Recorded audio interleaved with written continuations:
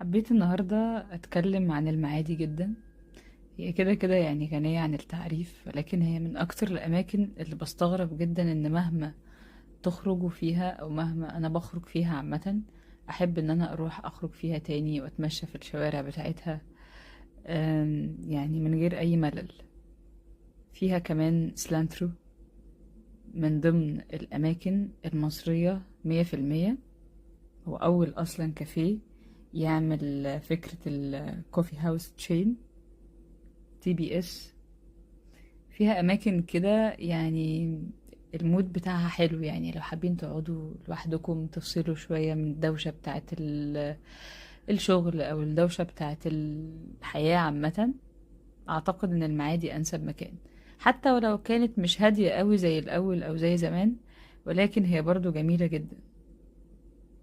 بحس ان مفيش حد اصلا ما عندوش ميموريز مع المعادي. يعني اول الخروجات اعتقد كانت في المعادي. تحسوا ان هي الذكريات بتاعتها بتكون مسيطرة على عقلك، فبتلاقي نفسك تلقائي حتى لو فضلت سنة سنتين ما تخرجش في المعادي، بس في الاخر هترجع تخرج في المعادي. لان هي مش بس في ذاكرتك، انت بتلاقي نفسك حابب المكان نفسه، حابب الجو والشجر والشوارع والكافيه اللي متعود عليه. لو خرجت مثلا خروجة مميزة بالنسبة لك، بتحس ان الجو جميل جدا في المعادي. حابة اعرف جدا في الكومنتس ايه اكتر الاماكن اللي بتحبوا تروحوها في المعادي.